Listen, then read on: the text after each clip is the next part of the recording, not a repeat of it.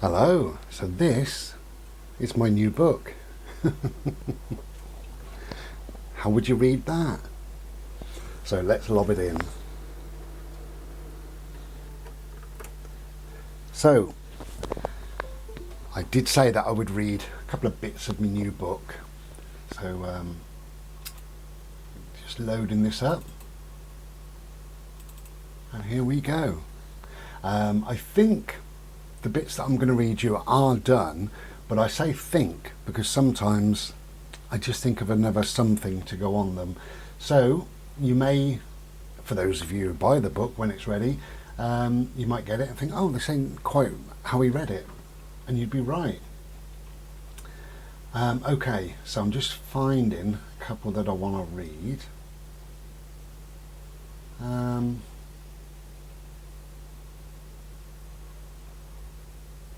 And I suppose the question is, when is your new book going to be out? But I have no idea. It'll be done when it's done. I'll try and get it done in the next few months. Try to. Okay, so this bit is called The Right Time. I'll have to turn my back on you. Sorry. Yeah, the right time. Okay, so are you one of those people who waits for the perfect circumstances before doing something?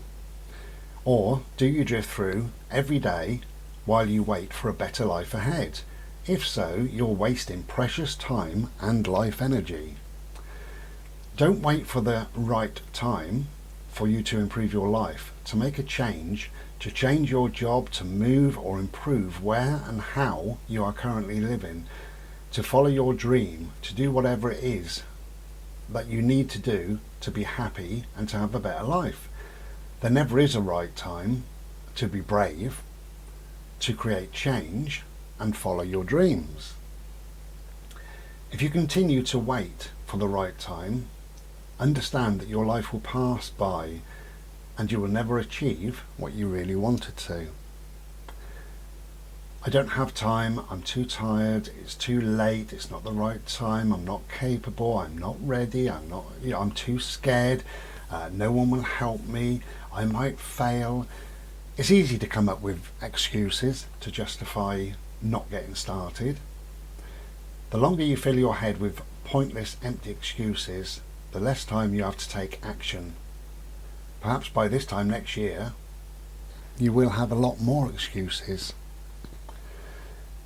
Believing that we always have tomorrow to do things just keeps us procrastinating until things become a heavy burden. We always default towards a more comfortable path, but that gets fuck all done. One day you will wake up and there won't be any more time to do things you've always wanted. Don't die wondering. Don't tell people your dreams, show them. This is your time and time is running out. Okay, this is called Problems. It's quite short. I've tried to keep a lot of this really quite short. Okay, problems. So in life, problems occur every day. Some problems are small and easy to solve, while others are big and cause us some difficulties. The ability to effectively solve problems affects who we are and how we perceive and how others perceive us in our daily lives. How you deal with problems largely reflects who you are, what you've learned in life, and it also reveals insights about your true personality. Problems are actually paths. In every single problem we face, we have the ability to choose our response. That response leads us along our path. We navigate through our problems in life, and each day we make it a few steps along our journey. When you respond positively, you create a more positive journey.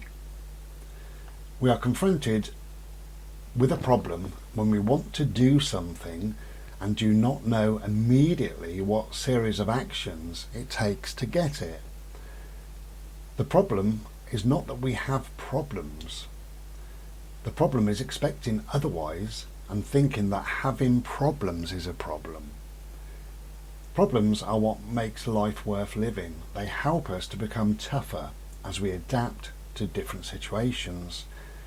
Always remember that whatever problem you are facing, it has a solution, or at least a manageable approach. It's not the problems we face, it's how we face the problems. One more maybe? What do you reckon? I've got one called Healing, which is quite a long one. Another one called Kindness, which is really quite long, but quite good, I think.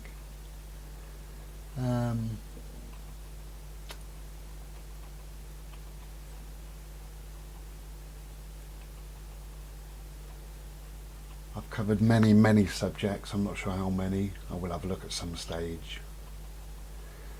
So one more.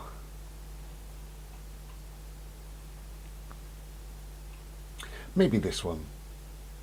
This is called A Year From Now.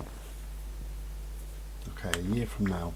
So, too often we are stuck feeling bitter about the past or thinking about what might happen in the future. We are either holding regrets or worrying. As we know, there is only now. We can only live in this moment, which is why we need to make this moment count.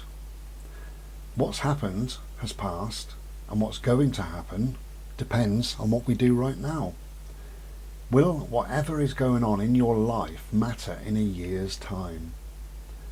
Try to get a wider perspective of the situation by asking yourself if what you are going through will matter in a year.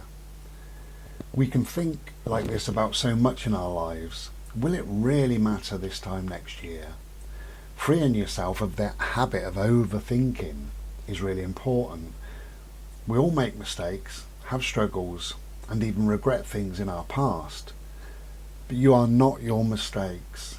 You are not your struggles. And you are here now with the power to shape your day and your future. There are many decisions you will make in your life. Small ones happen each day, and major ones come along every now and then. Just remember each time to ask yourself the question, will this matter a year from now? And I think that's true, isn't it? We do worry about things, and then we look back a year later and I think, oh, all that hassle and trouble worrying about it, it never happens, you know. So this book has so far 3 poems in, that's all, but it might have more. What else is there? Oh, there's loads. There's loads. I think that will do. This is part 2. So I will have read some in part 1. And I will crack on with this book over the next few months probably. I'm not sure how long it's going to take me. It's a long, slow process. But I hope you've enjoyed part 1 and part 2.